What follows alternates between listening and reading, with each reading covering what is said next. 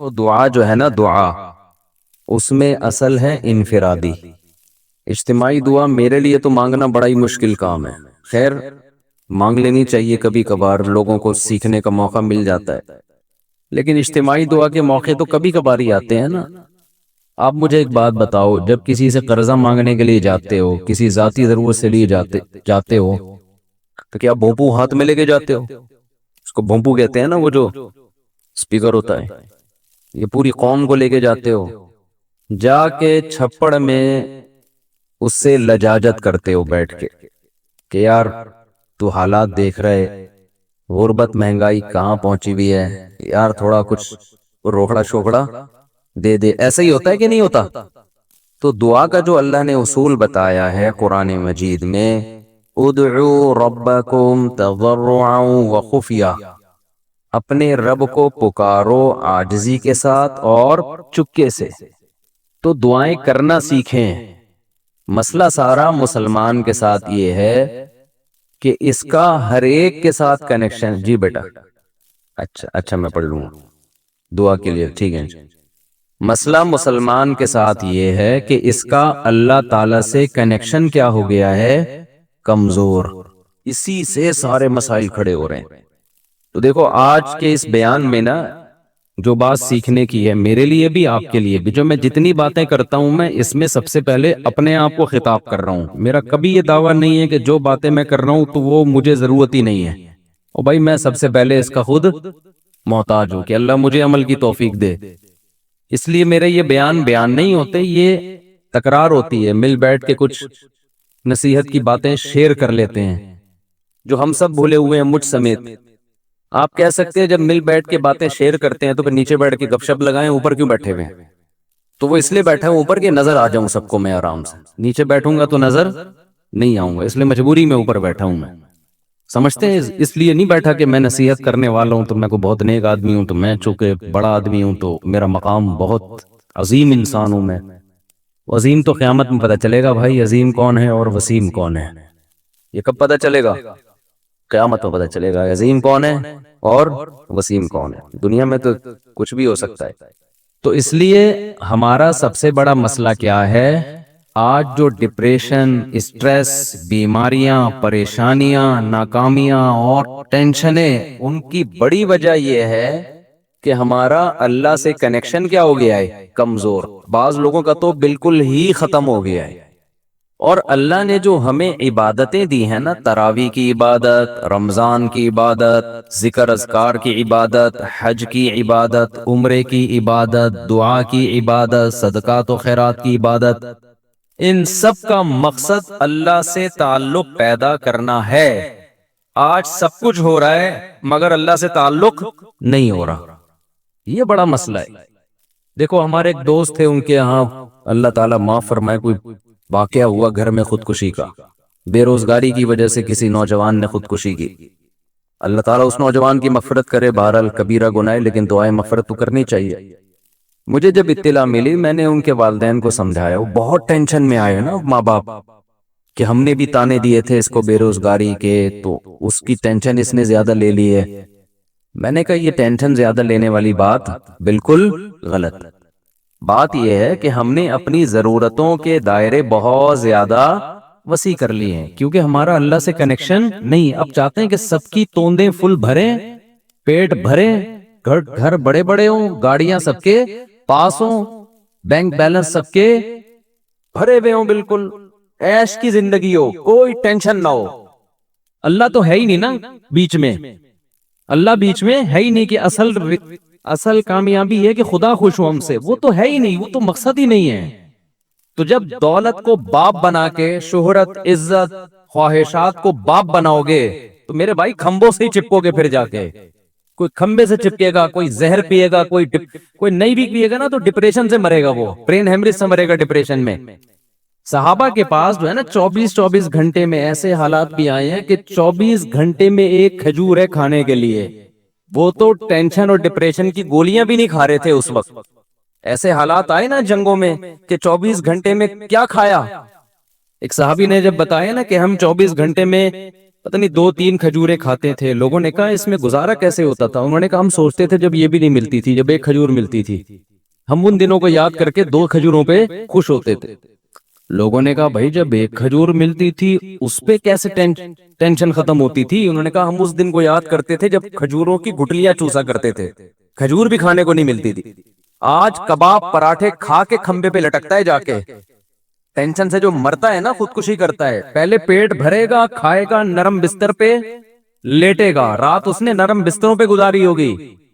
میرے بھائی اللہ سے تعلق پیدا کرنا صرف آخرت کے لیے ضروری نہیں ہے, دنیا کے لیے پہلے ضروری ہے. دنیا آپ کی اچھی نہیں ہو سکتی جب تک اللہ سے تعلق بحال نہیں ہوتا. ہم نے سورہ یوسف پوری پڑھ لی. یعقوب علیہ السلام کی ساری زندگی ٹینشنوں میں گزری ہے. ان ٹینشنوں میں ساری زندگی کیا کرتے رہے ہیں؟ صرف دعائیں مانگتے رہے ہیں. حالانکہ دعائیں بظاہر قبول ہوتی ہوئی نظر بولو نہیں آ رہی, دعائیں قبول ہی نہیں ہو رہی ہیں بظاہر. یہ کیسی قبولیت ہے بھائی دعا کی؟ جب اللہ نے ایک خوبصورت بیٹا دیا, اس کو خواب آیا, خواب سے لگا کہ یہ پیغمبر بنے گا, تو یعقوب علیہ السلام نے اسی وقت سے دعائیں مانگنا شروع کر دی. ہے اللہ اس کو زمین کا لوگوں کا امام بنا. جو تو نے نعمت کی ہے نا میرے دادا ابراہیم پر, اے اللہ وہ نعمت مکمل کر میرے بیٹے یوسف کے ذریعے, اس کو بھی نبی بنا. اس وقت سے دعائیں مانگی ہوں گی کہ نہیں مانگی ہوں گی؟ نظر بد سے بچنے کے لیے بھی دعائیں مانگی ہوں گی. بہت خوبصورت بیٹا تھا, اے اللہ اسے حاسدوں کے حسد سے بچا, مانگی ہوں گی کہ نہیں مانگی ہوں گی؟ بھائی بولو کیا ہو گیا؟ یہ دعا بھی مانگی, اے اللہ اسے حاسدوں کے حسد سے بچا. اتنا خوبصورت بیٹا ہے یہ, اتنا نیک بچہ ہے یہ, لیکن سارے کام بظاہر کیا ہو رہے ہیں؟ الٹے. حسد بھی کھا رہی ہے, بھائیوں نے اٹھا کے کنویں میں ڈال دیا, اور باپ کی نظروں سے اوجھل. تو کیا کہا ہے یعقوب علیہ السلام نے کہ میں خودکشی کروں گا, میرا بیٹا کہاں ہے بھائی تم نے جو کرتا لا کے دیا مجھے جس پہ جھوٹا خون لگا ہوا ہے, یہ جھوٹ بول رہے ہو, اور پھر مسلسل ڈپریشن ٹینشن میں جاتے جاتے بالآخر خدا نہ خواستہ کوئی خیال آیا ان کے دل میں خودکشی کا. وہ کیا کر رہے ہیں بھائی؟ فصبر جمیل. میں کیا کروں گا بھائی؟ صبر, کیونکہ میرے پاس تو کوئی تحقیق کا ذریعہ بھی نہیں ہے کہ تم سچ کہہ رہے ہو کہ جھوٹ کہہ رہے ہو. دعا بظاہر قبول ہونے کے بجائے کیا ہو رہی ہے؟ رد ہو رہی ہے. کوئی مایوسی کی بات نہیں کی یعقوب علیہ السلام نے. اے اللہ میں تجھ سے کیا مانگ رہا تھا اور تو میرے ساتھ کیا کر رہا ہے؟ تو مجھے ٹینشن دے رہا ہے, مجھ سے کیا گناہ ہوا ہے؟ اور ایسا بھی نہیں کہ یعقوب علیہ السلام نے روحانی علاج والوں سے رابطہ کیا ہو, بے شرم لوگوں سے, کیونکہ یہ بڑے بے شرم ہیں. اچھے اچھے گھر جادو ٹونے کے نام پہ ان بے شرموں نے تباہ کیے ہیں. جادو ہے, ٹونا ہے, فلانا ہے, ڈمکانا ہے, جو اصل کام کرنے کا ہے اس سے یہ کیا کر دیتے ہیں؟ آپ کو ہٹا دیتے ہیں. یعقوب علیہ السلام اللہ سے کیا کر رہے ہیں؟ دعائیں مانگ رہے ہیں. وہ دعا کیسے قبول ہو رہی ہے؟ یوسف علیہ السلام مصر میں بجائے کنویں سے نکلنے کے مصر کے بازاروں میں بول لو نا کیا ہو گیا, فروخت ہو رہے ہیں. پھر دوسرا بیٹا بھی گیا تھوڑے دنوں کے بعد, ایک ملنے کے بجائے بنیامین بھی چلا گیا. رو رہے ہیں جو غیر اختیاری چیز ہے, رو رہے ہیں غیر اختیاری ہے نا. تو بچوں نے کیا کہا کہ آپ ابھی تک یوسف کو یاد کر کے رو رہے ہیں؟ کیا فرمایا؟ انما اشکو بثی وحزنی الی اللہ. میں اپنے غم کس کے سامنے بیان کرتا ہوں؟ اللہ کے سامنے. اللہ کے سامنے تو بیان کیا جائے گا غم. وَأَعْلَمُ مِنَ اللَّهِ مَا لَا تَعْلَمُونَ. میں اللہ کے بارے میں وہ کچھ جانتا ہوں جو تم نہیں جانتے. ناکامیوں کے نقشے میں کامیاب کرنا کس کا کام ہے؟ اللہ کا کام. مایوس نہیں ہوں, جو ہو رہا ہے میرے حق میں بہتر ہو رہا ہے, اگرچہ مجھے سمجھ میں نہیں آ رہا. تصور نہیں تھا نا بادشاہ بنا کے اللہ ملائے گا. ان کے مسائل خدا کی قسم ہمارے مسائل سے کئی گنا زیادہ تھے. میں مانتا ہوں بے روزگاری ہے, مہنگائی ہے, پھر بھی پراٹھے کھا رہے ہیں لوگ اس مہنگائی میں بھی, پھر بھی زیادہ کھا کے مر رہے ہیں, کم کھا کے نہیں مر رہے لوگ. اور جو کم کھانے والے ہیں, جو واقعی غریب ہیں, ان کے یہ مسائل بھی نہیں ہیں, انہیں صبر آ رہا ہے. زیادہ تر عیش پرس لوگ ہیں جن کو صبر نہیں آتا. تو یہ سارے مسائل کس کی وجہ سے میرے بھائی؟ اللہ سے تعلق نہ ہونے کی وجہ سے. حضرت مولانا اشرف علی تھانوی رحمہ اللہ نے بڑی پیاری بات لکھی. ایک مرید نے نا ان کو لکھ کے دیا کہ مجھ سے گناہ نہیں چھوٹتا، گناہ کرتا ہوں توبہ کرتا ہوں، گناہ کرتا ہوں توبہ چھوٹ نہیں رہا، حضرت توبہ کر کر کے تھک گیا۔ انہوں نے فرمایا کرتے رہو، اس توبہ کی وجہ سے تعلق تو بحال ہے نا اللہ کا، چلو محبت کا تعلق نہیں، معذرت کا تعلق تو ہے، ایکسکیوز کا تعلق تو ہے۔ نہیں آئی میرا خیال ہے بات سمجھ میں؟ ایک تعلق ہوتا ہے اطاعت کا تعلق، فرما برداری کا تعلق، اصل تو یہ تعلق ہے کہ آپ اللہ کے فرما بردار بن کے رہیں، اور ایک تعلق ہوتا ہے فرما بردار نہیں ہے لیکن معذرت کر رہا ہے بار بار، تعلق تو ہے نا، اور ایک ہے کہ تعلق ہی نہیں ہے، نہ اطاعت کر رہا ہے نہ اللہ سے معافیا مانگ رہا ہے۔ آج مسلمان کا بہت بڑا مسئلہ کیا ہے کہ اللہ کو اس نے اپنی ڈکشنری سے نکالا، اب چند رسومات میں تو اللہ رہ گیا ہے، چند رسومات میں، لیکن ایسا مضبوط تعلق نہیں ہے کہ یہ اللہ آپ کو ڈپریشن سے نجات دے دے، یہ اللہ آپ کی ٹینشنیں دور کر۔ دیکھو جب آپ ٹینشن میں ہوتے، کوئی محبوب دوست مل کے آپ کے ساتھ ٹینشن شیئر کر لے تو آپ کو خوشی ہوتی ہے نا، آپ کہتے ہیں یار تمہاری وجہ سے میرا غم کیا ہو گیا ہے، ہلکا ہو گیا ہے۔ تو اللہ کی وجہ سے ہم ہلکا کیوں نہیں ہو رہا؟ اس کا مطلب اللہ دوست ہی نہیں ہے، تعلق ہی نہیں اللہ سے۔ تو خوب سمجھ لو رمضان اللہ نے کیوں دیا؟ اللہ سے تعلق پیدا کرنے کے لیے۔ جتنی عبادتیں بھائی تم اللہ سے کوئی دوستی لگاؤ، راز و نیاز کیا کرو اللہ تعالیٰ سے۔ تو اللہ سے جو دوستی ہے نا اور تعلق ہے، اس میں سب سے زیادہ پاورفل چیز کیا ہے؟ وہ ہے دعا۔ آج میں نے دیکھا ہے لوگ نماز پڑھ لیتے ہیں کسی نہ کسی درجے میں، تلاوت کر لیتے ہیں کسی نہ کسی درجے میں، صدقات و خیرات بھی ٹوٹے ویسے تو نہیں ہو رہے جیسے ہونے چاہیے، لیکن چلو ٹوٹے پھوٹے صدقات و خیرات بھی ہو جاتے ہیں، عمرہ بھی کر لیتے ہیں پیسہ اللہ دے دے، حج بھی کر لیتے ہیں، اللہ سے مانگنے کا شوق ختم، بس ایک فارمیلٹی پوری ہوتی ہے۔ اجتماعی دعاؤں میں، اجتماعی دعائیں ہوتی ہیں نا، اس میں آ رہے ہیں، اب تو بینر بھی لگ رہے ہوتے ہیں ہمارے ہاں، رو رو کے دعائیں مانگی جائیں گی، یہ بھی ایک انٹرٹینمنٹ کا ذریعہ بن گئی یہ چیز۔ میں کسی کی نیت پہ شبہ نہیں کر رہا، ٹی وی میں پروگرام دیکھ لو پہلے، کئی اب پتہ نہیں آ رہے ہیں کہ نہیں آ رہے، باقاعدہ ٹھیے لگ رہے ہیں، ٹھیک ہے نا، اور پورا ایک انٹرٹینمنٹ ہو رہی۔ پورے سال خدا کے سامنے کبھی آنسو بہانے کا موقع کی توفیق نہیں ہوتی، گڑ گڑانے کی توفیق نہیں ہوتی، بہت بڑی دل کے اجڑنے کی دلیل ہے۔ تو جتنے یہاں پر لوگ بیان سننے آئے ہوئے ہیں، اعتکاف میں آئے ہوئے ہیں، نیت کریں کہ اس دل جس میں وحشت پیدا ہو چکی ہے اللہ سے، دل کی اس وحشت کو ختم کرنا ہے۔ میں جب حضرت مفتی رشید احمد صاحب رحمہ اللہ سے بیعت ہونے کے لیے گیا تو حضرت نے ہمیں کچھ معمولات بتائے، وہ معمولات آپ نے نہیں کرنے ہیں۔ آپ کہیں وہ کون سے معمولات ہیں؟ وہ میں بھی بتاتا ہوں، لیکن وہ آپ کے کرنے کے نہیں ہے، اس کی وجہ بھی بتاؤں گا کیوں نہیں ہے۔ تو حضرت نے فرمایا کہ رات کو کسی بھی وقت قبلہ رخ ہو کے بیٹھ جایا کریں، جیسے بیٹھنا سہولت سے ممکن ہو، یعنی جس پوزیشن میں بیٹھنے میں سہولت۔ پھر کیا کرنا ہے؟ 10 دفعہ درود شریف پڑھنا ہے نبی صلی اللہ علیہ وسلم کے احسانات کو سوچ کے، پھر 10 دفعہ استغفار پڑھنا ہے اپنے گناہوں کو یاد کر کے، اور پھر ایک مراقبہ کرنا ہے۔ مراقبہ کیا؟ کہ اگر آپ کسی جگہ خوبصورت باغیچہ لگانا چاہتے ہیں، خوبصورت پھول لگانا چاہتے ہیں، پھلدار درخت لگانا چاہتے ہیں، تو پہلے وہاں سے جھاڑیاں صاف کرنی پڑیں گی کہ نہیں کرنی پڑیں گی؟ بولو نا۔ خواتین خوب غور سے بیان سنیں، آج کل خواتین میں بھی گھروں میں معمولات کا رواج ختم، موبائل آ گیا ہے ہاتھ میں۔ ہم اپنی دادیوں نانیوں کو دیکھتے تھے، مصلے سے محبت تھی ان کو۔ آج ہم عصر کے بعد نا بات کر رہے تھے کہ فٹنس، فزیکل فٹنس کی نا، مجھ سے اکثر لوگ آ کے پوچھتے ہیں آپ اتنے باریک کیوں ہیں؟ ٹھیک ہے، تو میں تو کوئی خاص کچھ نہ کوئی بہت زیادہ ایکسرسائز ہیں، پراٹھے پھوڑتا رہتا ہوں۔ تو میں بتا رہا تھا کہ پہلے زمانے کے لوگ تو کوئی ٹریننگ نہیں تھی، کوئی فزیکل فٹنس کی چیزیں نہیں تھی، پھر بھی فٹ تھے۔ تو مجھے اپنی دادی یاد آ رہی تھی۔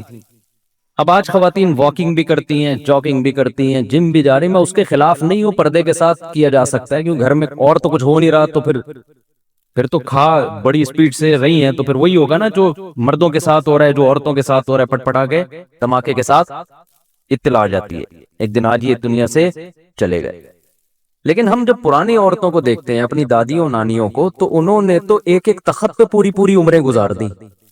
میں اپنی دادی کو، میں نے میرا خیال ہے 20 साल देखा है, 20 साल अपनी दादी के साथ गुजारे, तो 20 साल से मैं उनको तख्त पे ही देख रहा था।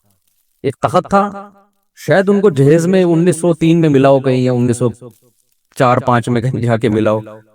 उसके ऊपर एक चादर थी, उसके ऊपर एक दरी थी, उसके ऊपर एक और चादर थी, उसके ऊपर एक और दरी थी। एक दरी के नीचे केला रखा हुआ होता था, दूसरी दरी के नीचे कोई पैसे वैसे रखे हुए होते थे, उनके मुख्तलिफ चीजें थी।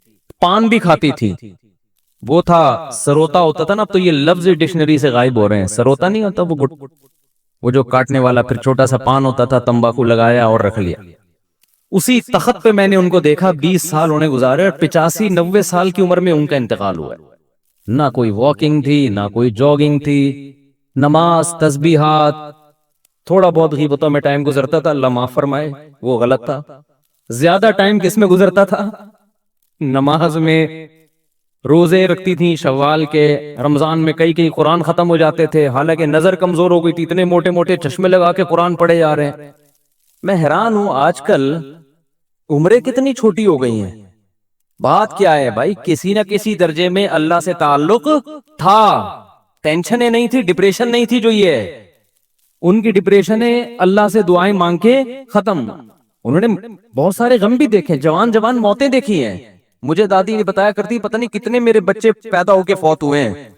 आज औरत का एक बच्चा फौत हो जाए ना, इतना शोर शराबा, इतना रोना पीटना चीखना के शोहर का दिल करता है कि वो भी फौत हो जाए, इतनी टेंशन होती है उसको।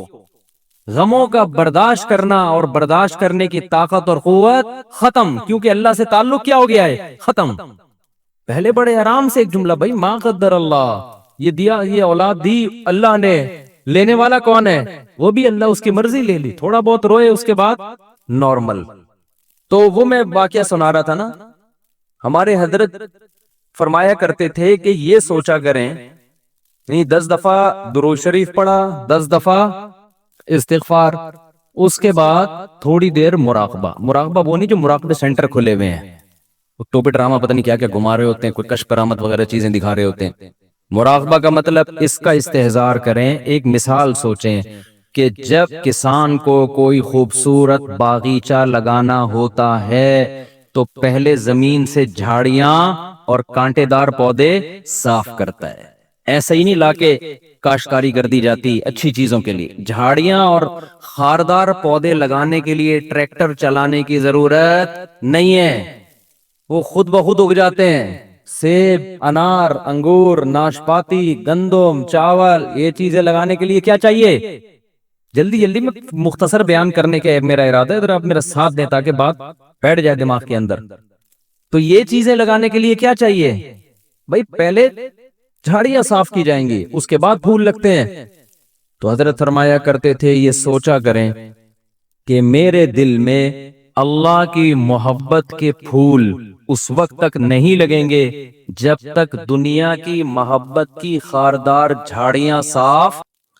अपनी शर्मगाह की हिफाजत, ये चीज भी आपको काफिरों में नहीं मिलेगी। आपने देखे हिंदू भगवान की खातिर बुराई से बच जाएं, नजर की हिफाजत करें, जिना से बच जाएं, शायद कुछ लाखों में कोई एक हो।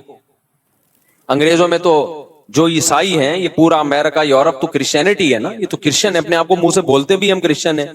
क्या इन्हें मालूम नहीं है कि हजरत ईसा अलैहिस्सलाम ने जिना को हराम करार दिया है? लेकिन क्या बचते हैं? नहीं भाई। तो अल्लाह से रिलेशन के बगैर आदमी जिना से बच नहीं सकता है। वही बचेगा जिसके दिल में अल्लाह का खौफ हो। अल्लाह के खौफ के अलावा कोई ऐसी पावरफुल मोटिवेशन अब तक इजाद ही नहीं हुई है जो मर्द को जिना से रोक दे। कोई मोटिवेशन ऐसी है ही नहीं, क्योंकि जिना बहुत ज्यादा इंसान पे उसका गलबा होता है, इससे बचना बहुत मुश्किल है। कैसे रोकेगा कोई डॉक्टर? आपको कैसे रोकेगा? इससे सेहत खराब होगी, इस तरह रोकेगा आपको। वो कहेगा इससे खानदानी निजाम तबाह हो जाएगा, तो अगला कहेगा मेरे करने से क्या निजाम तबाह होगा? तो पूरी दुनिया जब जिना छोड़ेगी तो निजाम बहाल होगा ना, मेरे अकेले से क्या होता है? वो आपको कहेंगे इससे एड्स फैलता है, तो लोग कहेंगे ठीक है हम एड्स की जो बचने की तदाबीर इख्तियार कर लेंगे। कोई आपसे कहेगा कि जी आपका पैसा इससे बर्बाद हो जाएगा, तो आदमी कहेगा एक दफा कर लेता हूं, जब बर्बाद होने लगेगा तो नहीं करूंगा। ہر چیز کا شیطان جواب آپ کو دے دے گا. اس کے لیے سوائے اللہ سے ریلیشن کے کہ آپ کو کس کا خوف ہو؟ اللہ کا. وہ آگ میں ڈالے گا اگر میں نے زنا کیا, وہ آگ میں ڈالے گا, وہ برباد کر دے گا زندگی میری. زانی کو آخرت میں سزا بعد میں ملتی ہے, دنیا میں سزا پہلے. دنیا کی سزا پتہ ہے کیا زانی کی؟ اس کی فیملی لائف کی ایسی کی تیسے. اس کے دل میں بیوی کی محبت نہیں بلکہ بیوی بوجھ لگتی ہے اس کو. تو آپ سوچو جس کو اپنی بیوی بوجھ لگنا شروع ہو جائے اس کو گھر میں کیا مزہ آئے گا. شادی شدہ آدمی سفر میں جاتا ہے, گھر میں بھاگنے کی اس کو جلدی ہوتی ہے, اس سے میاں بیوی کا ریلیشن بنتا ہے, پھر اولاد کا ماں باپ سے ریلیشن بنتا ہے. تو اس کے ایک جس کو ہندی میں کہتے ہیں نا پریوار ہوتا ہے, خاندان ہوتا ہے. بعض الفاظ ہندی کے بڑے اچھے ہیں, وہ پریوار کا لفظ نا بڑا ایک اٹریکٹیو سا لفظ لگتا ہے, اس لیے میں بار بار پریوار لے کر آتا ہوں. تو ایک پورا آپ کا کیا ہوتا ہے؟ ایک خاندان آباد ہوتا ہے. عورت کو شوہر پہ اعتماد ہوتا ہے, کیونکہ یہ جو شوہر 2 نمبر ہوتے ہیں یہ بالآخر پکڑے جاتے ہیں. یہ ہو نہیں سکتا کہ پکڑے نہ جائیں, یہ کہیں نہ کہیں پکڑے جاتے ہیں. عورت کو پتہ چل جاتا ہے کہ اس کا ریلیشن ہے, اور پھر عورت کے دل میں شوہر کی 2 ٹکے کی حیثیت نہیں.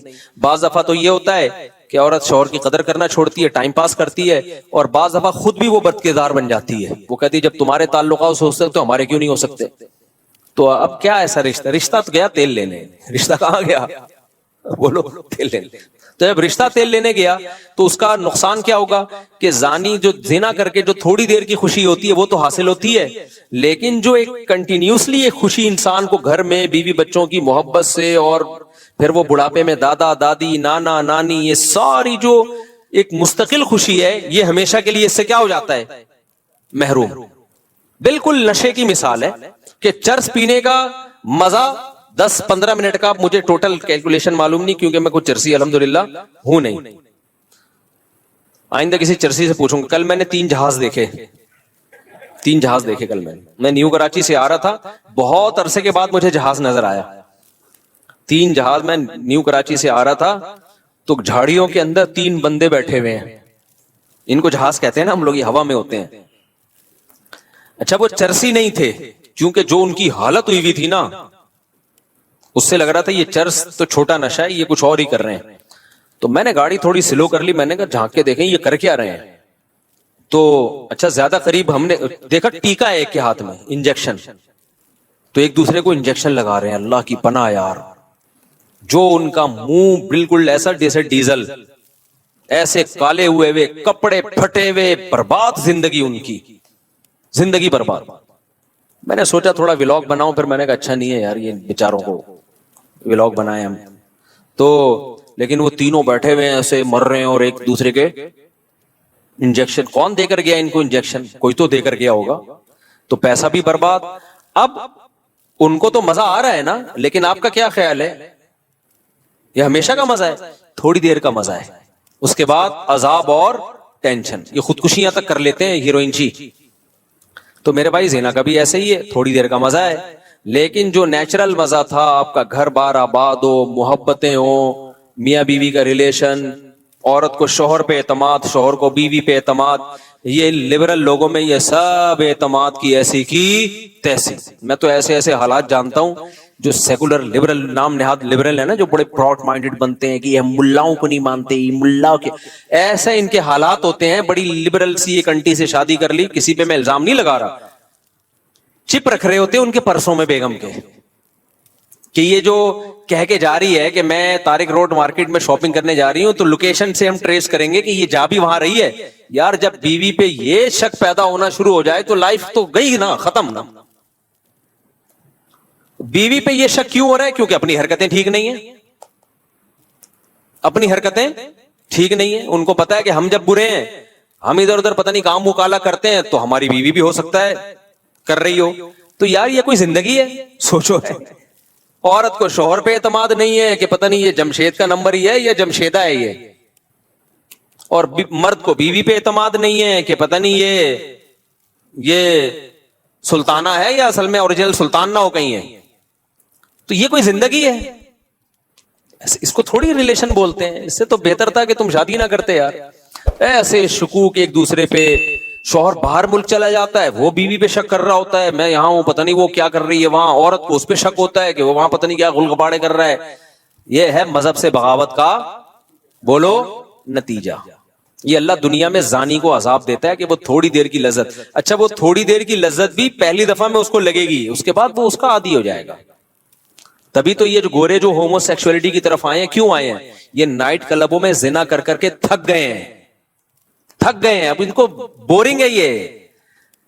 ہمارے یہاں نا ایک صاحب امریکہ گئے اور یورپ گئے, کہتے ہیں گورے اتنے اچھے ہیں کہ وہاں چڑیاں پہنی ہوئی عورتیں گھوم رہے ہیں, گورے دیکھتے ہی نہیں, اور ہمارے ٹھڑکی جا کے نا ایسے ایسے جھانک جھانک کے, ایک ہفتہ تو ہمارے ٹھڑکیوں کا لڑکیاں دیکھنے میں گزرتا ہے, اس کے بعد جاب تلاش کرتے ہیں وہ.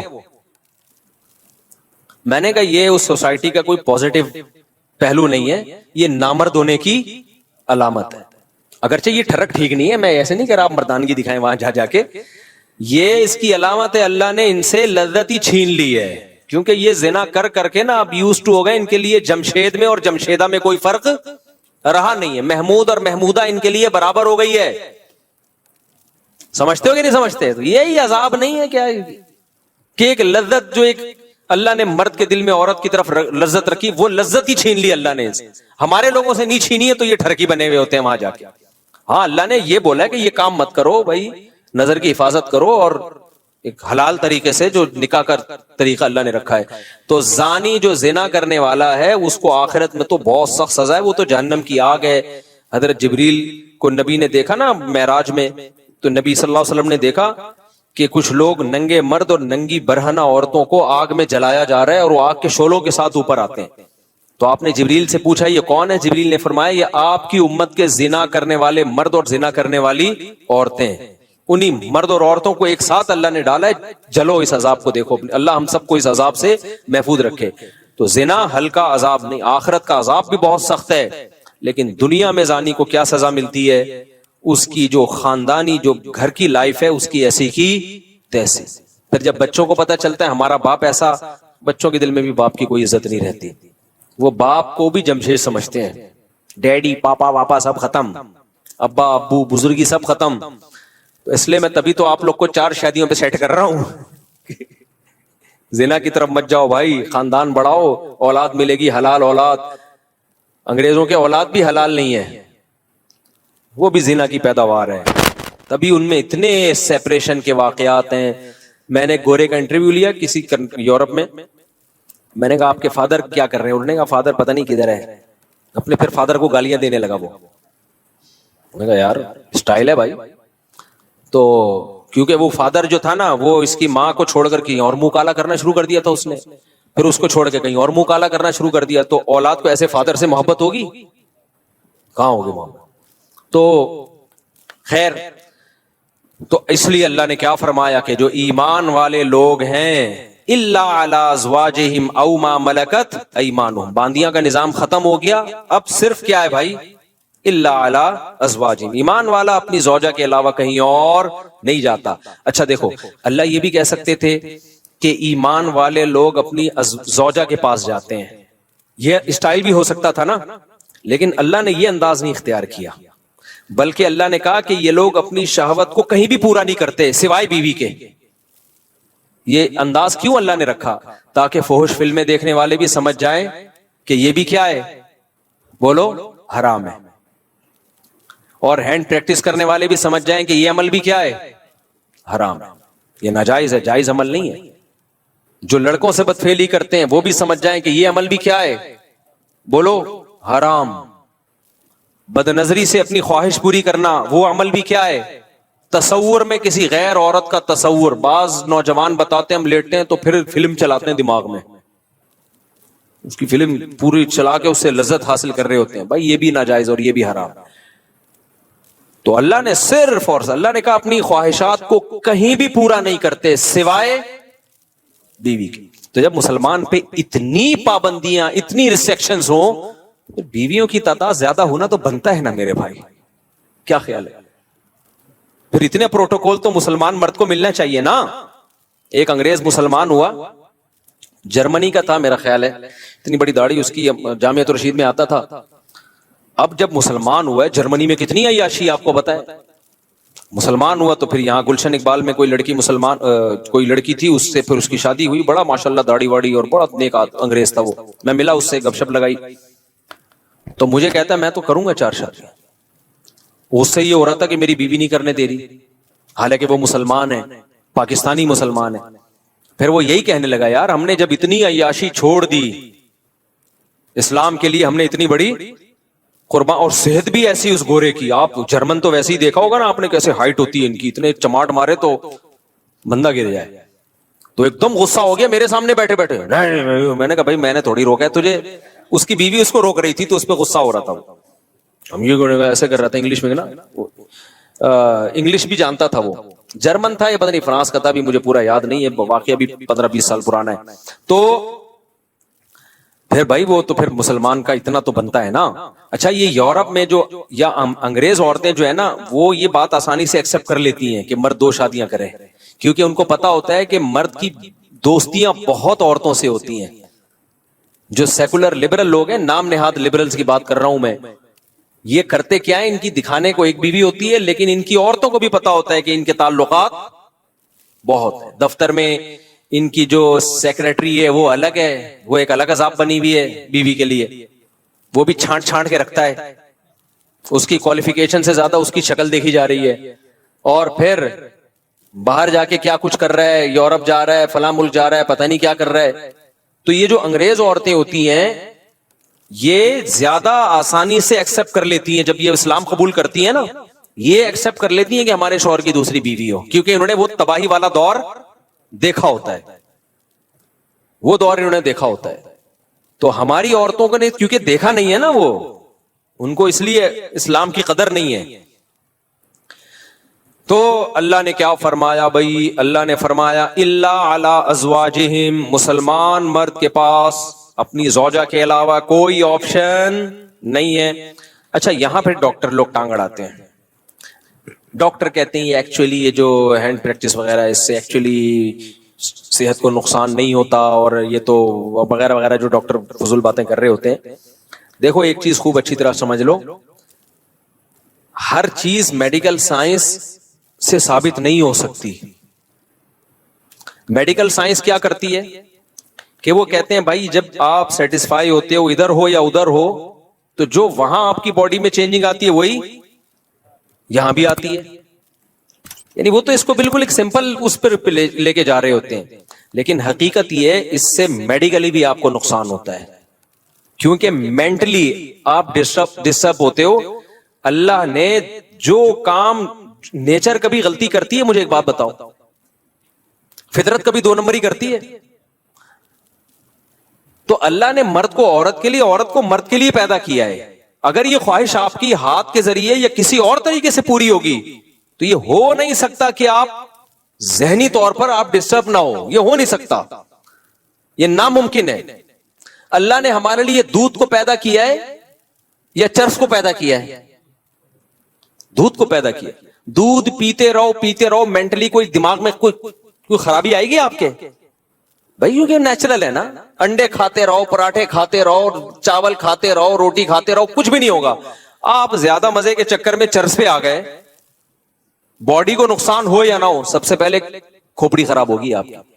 تو یہ جو ہاتھ سے خواہش پوری کرنے کی جن کو عادت پڑتی ہے یہ مینٹلی ڈسٹرب ہوتے ہیں. اب وہ کیسے ہوتے ہیں ایک الگ ٹاپک ہے, میں زیادہ یہ اس کو ڈیپ میں جا کے نہیں بیان کرتا. ان کی شادی شدہ لائف بہرحال متاثر ہوتی ہے, یہ ہو نہیں سکتا کہ وہ متاثر نہ ہو. اب لوگ کہہ رہے ہوتے ہیں کہ مثالیں دے رہے ہوتے ہیں فلاں کو اس کی عادت تھی لیکن شادی شدہ لائف میں کوئی متاثر نہیں ہوا. بھائی وہ یہ تو جب ہوگا جب کمپیئر کر کے دیکھو کہ جو یہ کام نہیں کرتے ان کی شادی شدہ لائف اور جو کرتے رہے ان کی لائف, دونوں میں بڑا فرق ہوگا.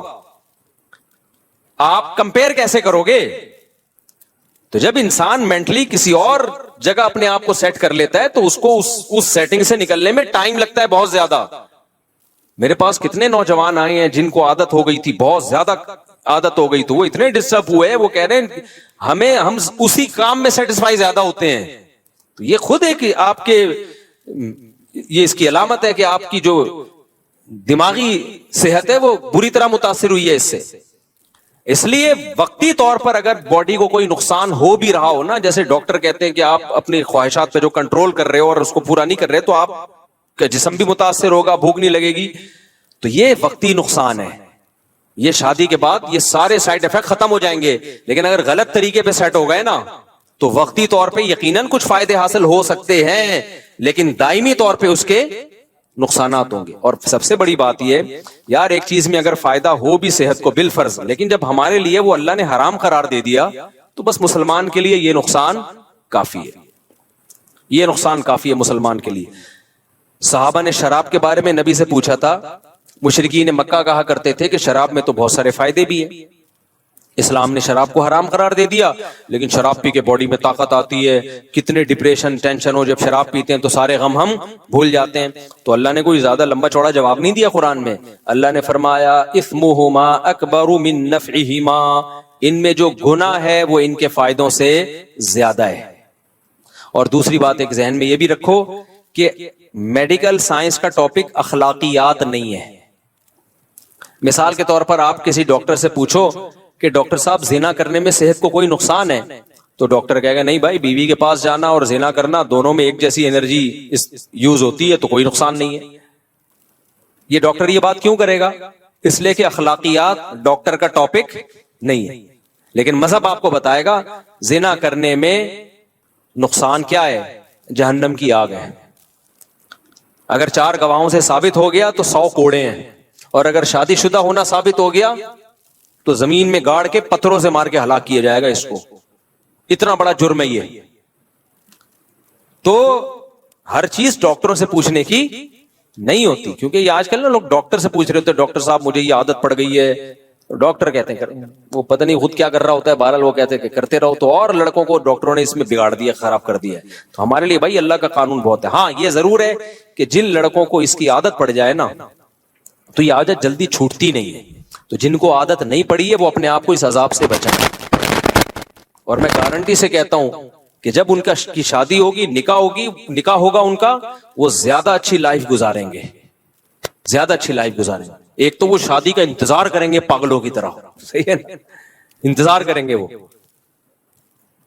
تو وہ اپنے آپ کو بچائیں اس سے, یہ سوچ کے نہ کریں کہ ایک دفعہ کرنے میں کیا ہوتا ہے. جس نے اس برائی کو ایک دفعہ کیا وہ پھر پڑ گیا اس میں ہمیشہ کے لیے.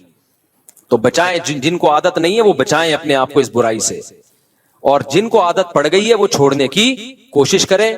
اور یہ یقین کر لیں کہ چھوڑنے کی کوشش کریں گے تو انشاءاللہ یہ گناہ چھوٹ جائے گا. چھوٹا نہیں تو کم ہو جائے گا, کم نہیں تو شادی کے بعد چھوٹ جائے گا. لیکن اگر چھوڑنے کی کوشش نہیں کی نا تو پھر نہیں چھوٹتا یہ. تو اور چھوڑنے کی کوشش میں کیا ہے, کسی شیخ سے اصلاحی تعلق قائم کریں. حضرت فیروز میمن صاحب ہیں, شاہین اثر حضرت حکیم اختر صاحب کے خلفاء میں سے ہیں, جامع رشید میں مولانا قاسم صاحب ہیں. کسی اللہ والے سے اصلاحی تعلق قائم کریں, اپنے خیالات کو پاکیزہ کریں, اور جب بھی گناہ ہو اپنے آپ پر کوئی سزا رکھیں, کوئی روزے کی یا کوئی صدقہ وغیرہ کی سزا رکھیں, تو اس سے آہستہ آہستہ یہ گناہ بولو چھوٹ جاتا ہے. اور جب پھر بھی نہیں چھوٹ رہا تو مایوس نہ ہو, کوشش نہیں چھوڑنی ہے, کیونکہ اس کوشش کا پتہ ہے کیا فائدہ ہوگا. اگر آپ نے کوشش نہیں کی تو خوب سمجھ لو یہ اس گناہ تک نہیں رہو گے, پھر اس سے ایک اسٹیپ آگے بڑھو گے. جو ہینڈ پریکٹس کرتے ہیں زنا کی طرف پھر وہی جاتے ہیں, کیونکہ ان کو اپنی خواہش پہ کنٹرول ہی نہیں ہوتا. اس کا سب سے بڑا عذاب ہی یہی ہے, کیونکہ وہ نا بار بار ان کے جذبات بھڑکتے ہیں. جو ایک دفعہ ہمت کر کے اس برائی کو چھوڑ دیں ان کے جذبات بھڑکتے ہی نہیں ہیں, وہ کنٹرول میں آ جاتے ہیں. یہ ایسا جرم ہے, کرو گے تو کرتے رہنے کی عادت پڑے گی. پھر ایک میرے پاس ایسے نوجوان آتے ہیں ایک دن میں 6-6, 7-7 دفعہ کر رہے ہوتے ہیں یہ برائی. تو آپ نے اگر چھوڑنے کی کوشش نہیں کی, پہلی بات یہ گناہ بڑھتا چلا جائے گا. دوسری بات پھر اس گناہ تک رکو گے نہیں, یہ گناہ آپ کو فحش فلموں تک لے کر جائے گا, پھر فحش فلموں سے زنا تک لے کے جائے گا آپ کو. تو چھوڑنے کی کوشش میں کیا ہوگا فائدہ, یا تو چھوٹ جائے گی برائی ہمیشہ کے لیے, یا کم ہو جائے گی, یا کم از کم وہاں اسٹاپ لگ جائے گا, اس سے آگے نہیں جاؤ گے آپ. کیونکہ آپ لڑ رہے ہو شیطان سے تو شیطان بھی دفاعی پوزیشن میں آ جائے گا. نہیں آئی میرا خیال ہے بات.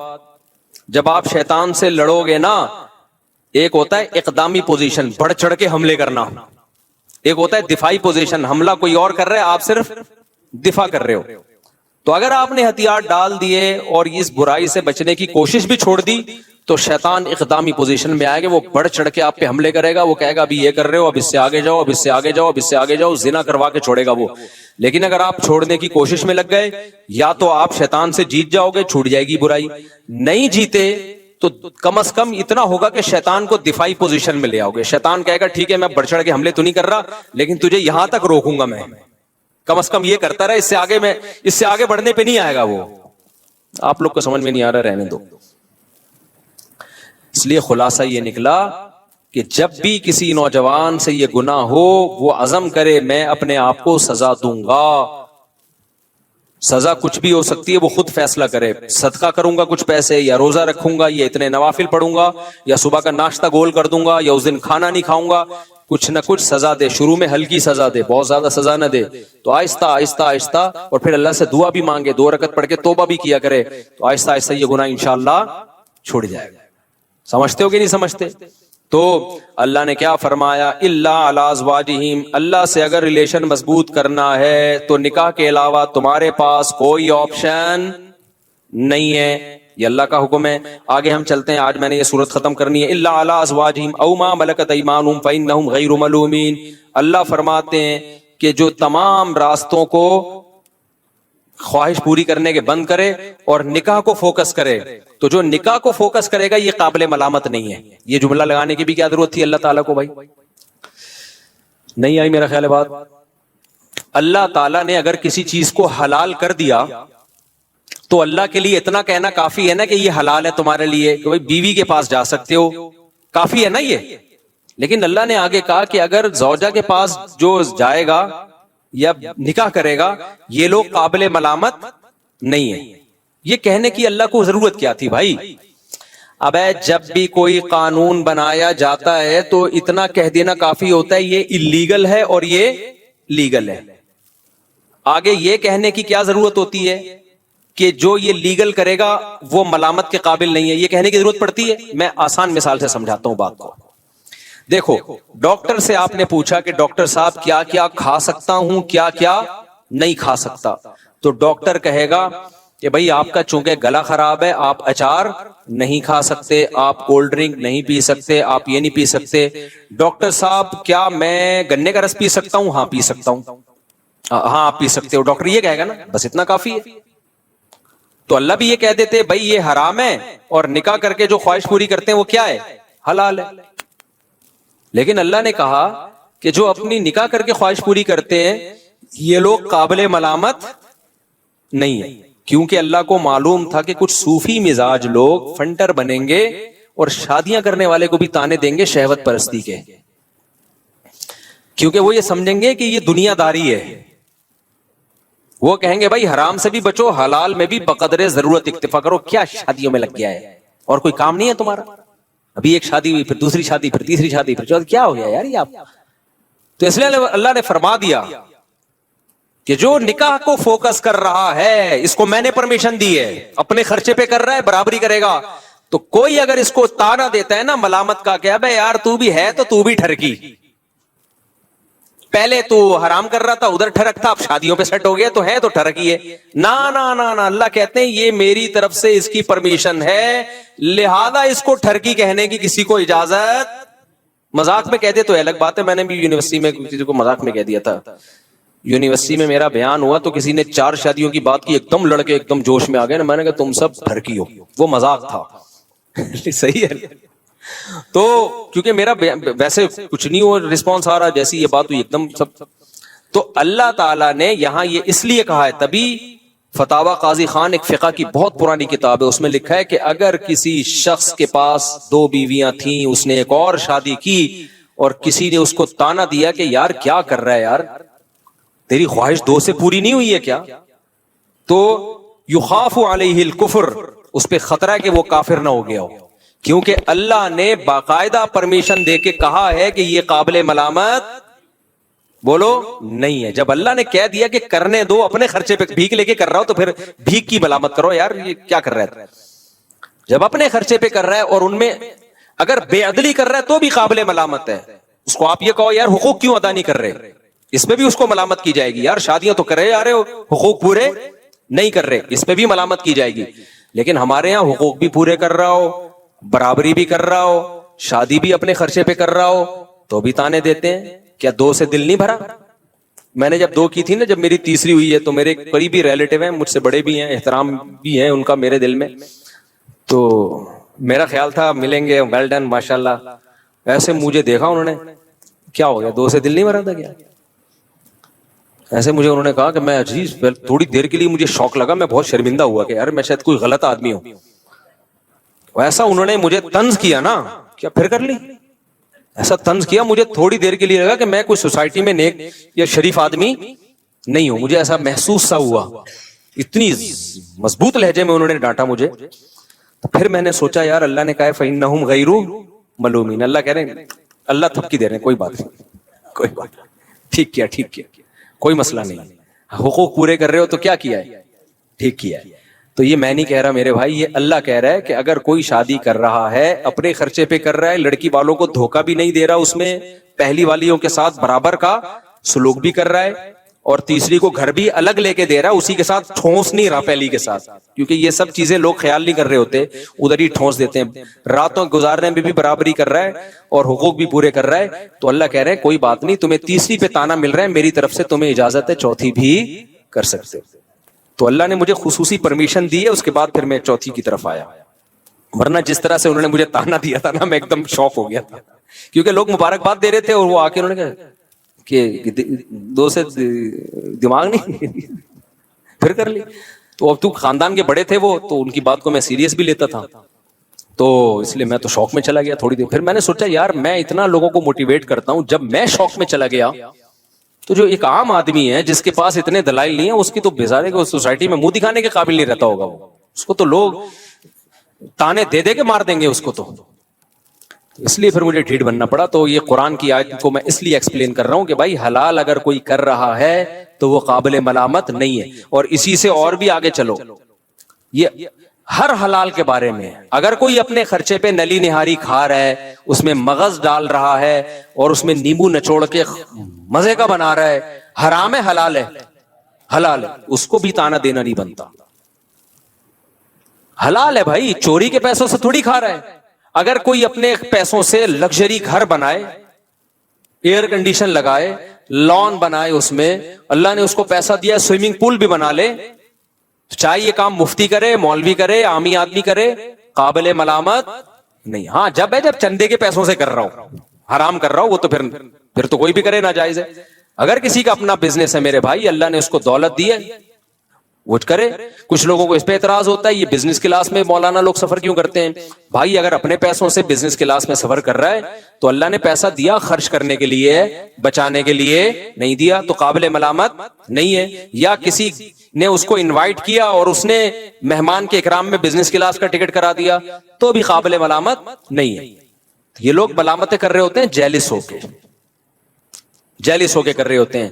دیکھو اللہ نے, ہاں یہاں لوگ ایک سوال کرتے ہیں ہمارے نبی کی زندگی تو اتنی سادہ تھی, آپ تو گدھے پہ سواری فرمایا کرتے تھے, آپ صلی اللہ علیہ وسلم کا تو گھر اتنا سادہ تھا. اس کا جواب میں دے چکا ہوں کہ ہمارے نبی کی طبیعت اللہ نے ایسی بنائی تھی کہ آپ کو دنیا کی طرف طبعی رغبت تھی نہیں. تو جس کی طبیعت ہی ایسی ہو تو وہ نہ کرے, لیکن نارمل لوگوں کی طبیعت ایسی نہیں ہوتی. ہمارے پاس سلیمان علیہ السلام کی مثال ہے نا, حضرت سلیمان علیہ السلام بھی تو اللہ کے پیغمبر تھے, حضرت عثمان بھی تو اللہ کے نبی کے چہیتے صحابی تھے. آپ کی تو بڑی زبردست لائف تھی, بے تحاشا دولت تھی حضرت عثمان کے پاس. 400 اونٹ حضرت عثمان کے ایک ٹائم پہ مدینہ میں تجارتی مال لے کے آتے تھے. مدینہ کی زمین ہلتی تھی, پتہ چلتا تھا کسی تاجر کا مال آ رہا ہے. اتنا پیسہ اللہ نے دیا تھا حضرت عثمان کو. تو ہمارے پاس مثالیں ملتی ہیں پیسے والوں کی بھی اور پیسے نہ والوں کی بھی. تو غربت میں آپ غربت پہ راضی رہیں. دولت, میرے شیخ جو حضرت مفتی رشید احمد صاحب تھے, تہجد میں 5 پارے پڑھنے کا معمول, اور اتنا اللہ کا خوف تھا. جو پرانے لوگ ہیں جانتے ہیں کتنے بڑے پرہیزگار تھے, اور دنیا کی محبت زیرو تھی, لیکن لائف لگژری تھی بھائی ان کی. لائف کیا تھی, پگڑی اتنی مہنگی پہنتے تھے, کرتا ایسا سفید چمکتا ہوا, بہت مہنگا کرتا تھا. گھڑی 1985 میں 60,000 کی گھڑی لی تھی انہوں نے. اس وقت 60,000, آج سوچ لو کتنے لاکھ کی پلاٹینم کی گھڑی تھی بہترین, وہ ان کی لگژری گاڑی ایسی تھی کویت کے شہزادے سے خریدی تھی. سوچ لو کیا گاڑی ہوگی. ہم جب گاڑی میں بیٹھتے تھے کبھی کبھار ہمارا دل ہی نہیں کرتا تھا, ہم کیونکہ رکشے سے آتے تھے مدرسے, اور ان کی کبھی گاڑی میں بیٹھے تو اترنے کا دل نہیں کرتا تھا. تو لیکن دنیا کی محبت الگ چیز ہے, دنیا کی نعمتوں کا استعمال کرنا الگ چیز ہے میرے کو. خوراک بھی ان کی خاندانی تھی, خوراک میں سیب, بادام, انڈے, یہ ان کی خوراک تھی. اب اگر کوئی اور ان کے بارے میں مجھے یہ بتاتا تو میں سوچتا شاید وہ بزرگ نہیں تھے, دنیا پرست تھے, لیکن ہم نے تو بھائی ان کی صحبت میں کئی سال گزارے ہیں. ہم کہتے ہیں اگر وہ بھی بزرگ نہیں تھے نا, اللہ والے نہیں تھے, پھر تو اللہ والے مارکیٹ سے کیا ہو گئے ہیں, شارٹ ہو گئے. کیونکہ ہمیں پتا تھا کہ یار ان کے دل میں دنیا کی محبت, سخاوت اتنی تھی, اتنی اپنے اوپر بھی لگا رہے ہیں اور غریبوں پہ خرچ بھی کر رہے ہیں. حضرت کے پاس جو پیسہ آتا تھا نا زمینوں سے, ایسے نوٹوں کی گڈیاں میز پہ رکھی ہوتی تھی, اپنے گھر کا خرچہ نکالا, اس میں یہی انڈے, پراٹھے اور یہ سب چیزیں, پراٹھے نہیں کھاتے تھے, یہ خوراک بھی بڑی انہوں نے خاندانی رکھی ہوئی تھی, گوشت کے اور یہ سب چیزوں کا خرچہ نکالا, باقی سارا فی سبیل اللہ صدقہ. اب دیکھنے والا ان کا صدقہ تو دیکھ نہیں رہا ہوتا تھا. نئے نئے لوگ آتے نا بدگمان ہو جاتے, یار یہ کیسے بزرگ ہیں, اتنی مہنگی گھڑی ہے, اتنے مہنگے جوتے ہیں ان کے, گاڑی ایسی شاہانہ, اور ایک فلور اوپر جانے کے لیے بھی لفٹ لگائی ہوئی ہے, کیونکہ جب ایج زیادہ ہو گئی تھی تو اوپر جانا مشکل ہو گیا تو لفٹ لگوا لی تھی. اور جب کمرے میں جاتے تو بے ہوش ہو جاتے, ان کا کمرہ دیکھ کے, ایسا خوبصورت کمرہ, دل ہی نہیں کرتا تھا نکل. ہم جاتے تھے صفائی کے لیے تو ہم کہتے تھے کہاں سے صفائی شروع کرے بھائی, یعنی ہمارے گھروں سے وہ اتنے زیادہ صاف ہوتے تھے, ہمارے گھر صاف ہو کے اتنے اچھے نہیں ہوتے تھے جتنے ان کے میلے ہو کے ہوتے تھے اچھے. تو ایسا ان کے گھر میں صفائی کا ماحول. حضرت کہتے تھے میرا جو مصلی ہے وہ میلا ہونے سے پہلے دھلتا ہے, میرے کپڑے میلے ہونے سے پہلے دھلتے ہیں. ہمارے گھر میں دھلائی گھر کے گندا ہونے سے پہلے, گھر کے بستر کی چادریں میلی ہونے سے پہلے دھلتی ہیں. ہم کہتے تھے بھائی یہ کیا ہے, اس کی لاجک سمجھ میں نہیں آئی. فرماتے تھے اگر میلا ہونے کے بعد دھلے تو میل تو دیکھ لیا نا گھر میں. آپ لوگ سے بہت دیکھو یہ اوپر کی باتیں, یہ سمجھ میں نہیں آئی, ہمیں بھی نہیں آتی تھی سمجھ میں. حضرت کہتے تھے کپڑے اگر میلے ہو گئے تو میل تو دیکھ لیا نا. صفائی اس کو تھوڑی کہتے ہیں میل میل نظر آ رہا ہے, صفائی کہتے ہیں میل نظر آنے سے پہلے صاف ہو رہا ہے. تو حضرت کے گھر کی چادریں دھلتی تھی, ایک ٹائم تھا کہ اتنے وقت کے بعد اب میلی ہونے کا خطرہ شروع ہو گیا ہے, لہذا اتنے ٹائم کے بعد چادریں دھلیں گی. حضرت کا جو مصلی تھا جہاں نماز پڑھتے تھے, ایسے نماز ایسے بالکل جیسے کوئی کھمبا کھڑا ہوا ہو نا, ایسے قد بھی ماشاءاللہ اونچا تھا. پنجابی تھے نا تو بڑے چودھری ٹائپ کے, ان کا حضرت کا مزاج بھی ایسا ہی تھا. تو وہ کپڑے میلے ہونے سے پہلے دھل رہے ہیں, ایسی صفائی اور خوشبوئیں, وہ بھائی ان کی خوراکیں. تو اگر کوئی مجھے ان کے بارے میں بتاتا اور میں نے ان کی صحبت میں خود ٹائم نہ گزارا ہوتا, میں کیا کہتا, فوراً فتویٰ لگا دیتا یہ دنیا پرست ہیں, معاذ اللہ عیاشی کر رہے ہیں. پھر ہم نے ان کا اللہ سے تعلق دیکھا ہے, اسی کے بعد ہمیں اندازہ ہوا بھائی دنیا رکھ کے بھی اللہ والا بنا جا سکتا ہے, کو دیکھ کے اندازہ ہوا, اور انہوں نے ایک مثال قائم کی.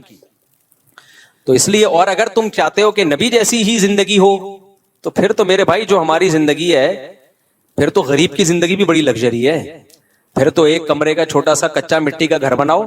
پھر تو جن علماء کے پکے گھر ہیں نا, چاہے کرائے پہ ہوں, وہ بھی غلط کر رہے ہیں. پھر تو اکانومی کلاس میں سفر بھی غلط ہے. پھر تو پیدل جاؤ گدھے پہ بیٹھ کے, اور جو کی روٹی کھاؤ وہ بھی ایک ٹائم. اور گھر آپ کا اتنا چھوٹا ہو کہ آپ اگر نماز میں سجدہ کریں تو آپ کی زوجہ کو پاؤں سمیٹنے پڑے, اتنا چھوٹا گھر ہو, اور اس میں ایئر کنڈیشن کیا, پنکھا بھی نہ ہو. ہمارے نبی کے گھر میں پنکھا بھی بولو نہیں تھا, اور ایک ہی پیالہ تھا, اسی میں کھانا, اسی میں پانی, اسی میں دودھ. تو اتنی سادگی آج کون افورڈ کر سکتا ہے؟ تو تم اپنے مولاناؤں کو مشورے وہ دیا کرو جو خود افورڈ کر سکو. ایک واقعہ سنا کے بات کو سمیٹتا ہوں. ایک دفعہ ہارون رشید کے دور میں ہارون رشید گھوڑے پہ جا رہا تھا, بڑی زبردست شاہی سواری. تو ایک شخص آیا, اس نے ہارون رشید کے گھوڑے کی لگام پکڑی, یا لوگوں کو گارڈ وارڈ کو اس کو بولا مجھے ہارون رشید سے ایک سوال پوچھنے دو خالی. گارڈوں نے اجازت دے دی. وہ آیا ہارون رشید سے کہنے لگا بتا تو زیادہ بہتر ہے یا عمر بن خطاب بہتر تھے؟ ہارون رشید نے کہا یار عمر بن خطاب, تو وہ عمر بن خطاب تھے بھائی, وہ زیادہ بہتر تھے.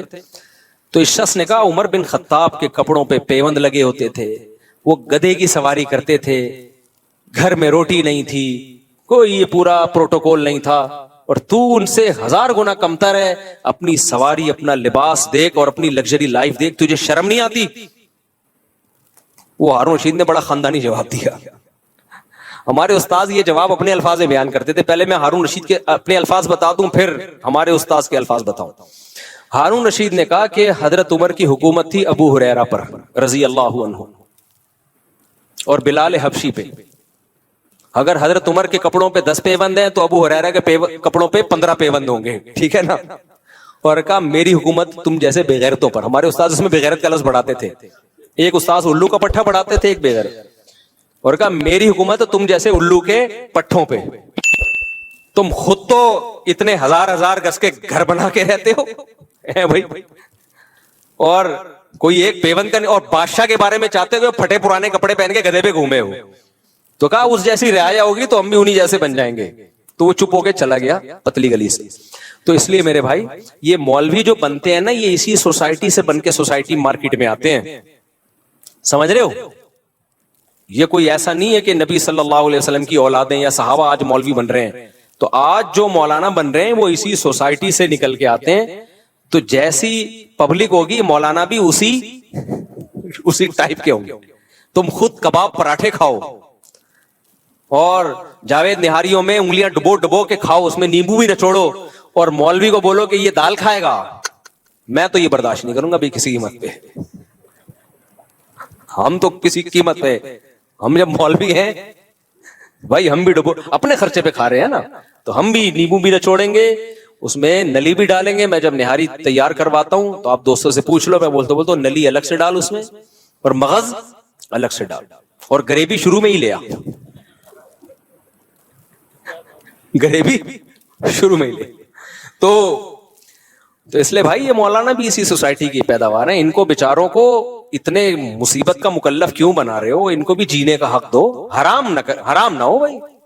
یہ نہیں کہ اب وہ سیٹنگیں بھی شروع ہو رہی ہیں اور چندے کا پیسہ کوئی کھانا شروع کر دے, نا, اس میں تو مولوی ڈبل مجرم ہوگا. ایک عام آدمی چوری کرتا ہے, ایک درجے کا مجرم. کوئی مولوی اگر چندے کے پیسے سے گھر بنا رہا ہے اور اپنا ذاتی گھر, یا وہ کرپشن کر رہا ہے, اس کی سزا اس کو پکڑو ضرور, اس کو نہیں چھوڑو. اس کو تو میں لوگوں کو کہتا ہوں نہیں چھوڑو. یہ نہ دیکھو یہ مولوی کیا کھا رہا ہے کیا پہن رہا ہے, یا بھائی اس کی پرسنل لائف ہے, کھانے دو اس کے بچوں کو بھی, خود بھی اچھا کھانے دو, اچھا پہننے دو.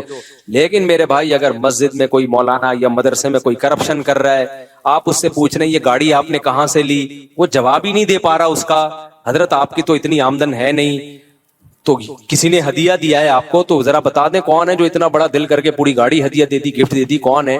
تو یہ انتظامیہ کا فرض بنتا ہے وہ پوچھے, اور اگر وہ اس کو واضح نہ کر سکے تو بھائی اس کا مطلب یہ 2 نمبری ہو رہی ہے. پھر کیا ہوتا ہے, پھر میں بتاتا رہتا ہوں. پھر آپ اس مولانا سے پوچھتے ہیں یہ چندے کے پیسوں کا, وہ پھر پتہ ہے کیا جواب دیتے ہیں؟ علماء کا احترام, عین بھی بڑا گاڑا نکالتے ہیں, ہاں بھی بہت گاڑی, احترام علماء کا. جب میرے پاس کیس آتا ہے میں ان سے کہتا ہوں کہ علماء سے سوال تو کیا جائے گا بھائی. اسلام میں جب نبی نے یہاں تک کہہ دیا کہ میری بیٹی فاطمہ اگر چوری کرتی ان کا ہاتھ کاٹا جاتا, یار سیدہ فاطمہ کے ہم 100 دفعہ مر کے پیدا ہو جائیں ان کی خاک کے برابر نہیں ہے. اتنی بڑی بات پیغمبر نے کہہ دی کہ اگر فاطمہ بنت محمد صلی اللہ علیہ وسلم چوری کرتی ان کا بھی ہاتھ کاٹتا. اب کیا رہ گیا بھائی؟ تو پیسوں کے لین دین میں, مالی معاملات میں, کیریکٹر میں بھائی یہ معافی کے قابل نہیں ہے. جو اس میں عالم ہو, مفتی ہو, کچھ بھی ہو. تبھی ہماری مسجد کا سارا مالیاتی شعبہ میں نے اپنے ہاتھ میں رکھا ہی نہیں ہے, وہ خزانچی کو دیا ہوا ہے, اور وہ بھی یہاں کے پرانے بزرگ ہیں, ان سے حساب لیتا رہتا ہوں میں. لیکن یہ کہ وہ تاکہ کوئی مجھ پہ انگلی نہ اٹھائے. اور جو ابھی ہم نے مفتی طارق مسعود فاؤنڈیشن بنائی ہے نا, اس کا پیسہ بھی ایک آدمی کے ہاتھ میں نہیں رکھا. میں چاہتا سارا آ رہا ہے میرے اکاؤنٹ میں, اپنے پاس رکھتا میں.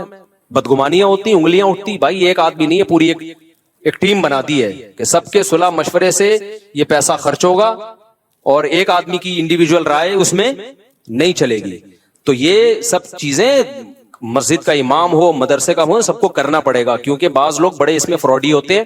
میں نہیں کہہ رہا امام اور محتمم فراڈی ہوتے ہیں, نا. فراڈی لوگ بھی مدرسے کے محتمم بن جاتے ہیں, بعض دفعہ فراڈی لوگ بھی مسجد کے امام بن جاتے ہیں. تو اس میں پھر علماء اور احترام یہ ہوا نہیں چلے گی. ان سے بولو بھائی سسٹم میں سب آئیں گے, پورا حساب ہوگا. اور ایک آدمی کے پاس یہ اتنی بڑے مالیاتی نظام ہونا نہیں چاہیے, ایک آدمی کے پاس نہیں ہو. یہ آپ کتنے ہی نیک ہیں پھر بھی نہیں ہوگا, کیونکہ نبی صلی اللہ علیہ وسلم نے ہمیں بدگمانی کے مواقع فراہم کرنے سے بھی منع کیا ہے.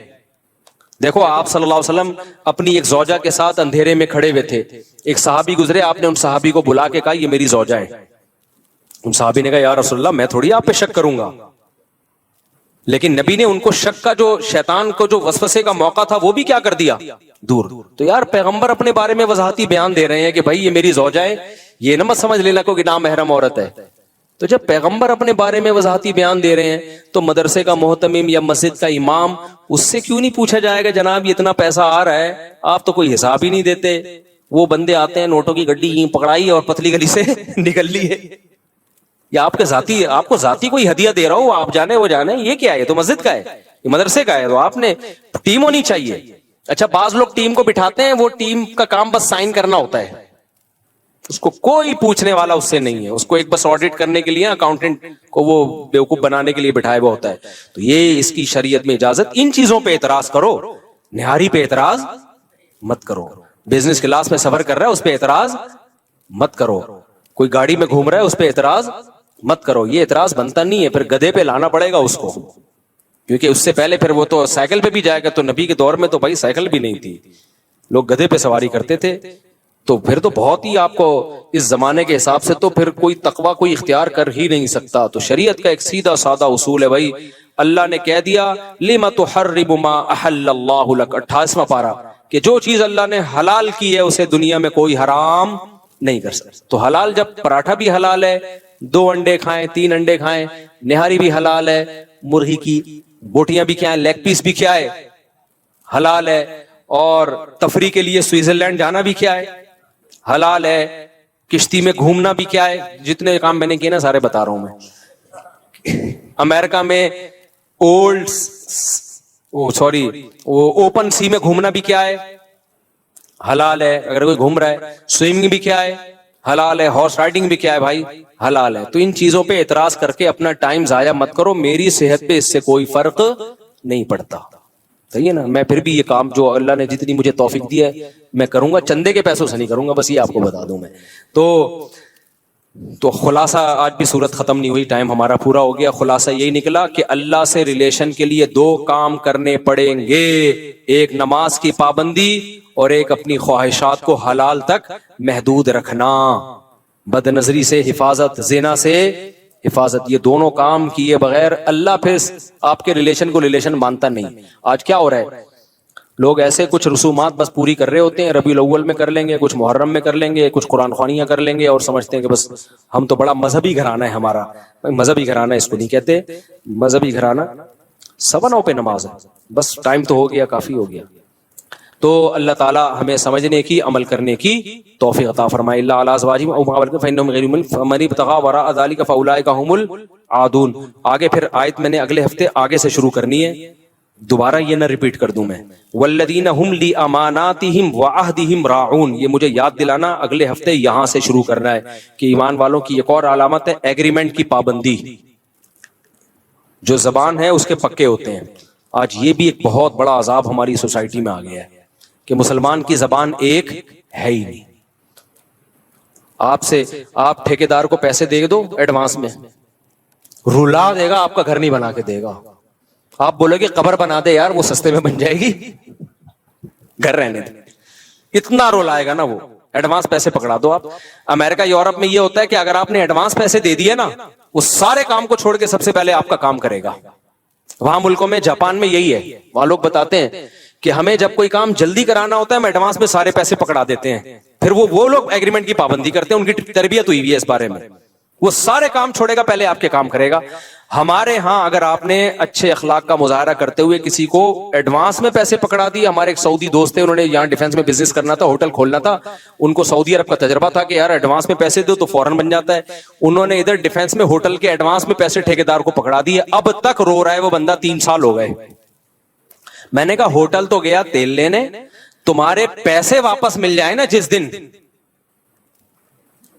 تمہارے پیسے واپس مل جائیں تو بول دینا کہ مفتی صاحب بیان میں غلط بیانی سے کام لیتے ہیں, پیسے بھی واپس نہیں ملیں گے. بولے مفتی صاحب کو تو معلومات ہے ہی نہیں، اتنا نیک آدمی، اس نے پیسے واپس کر دیے. تو میں نے کہا پیسے بھی گئے، ہوٹل بھی گیا.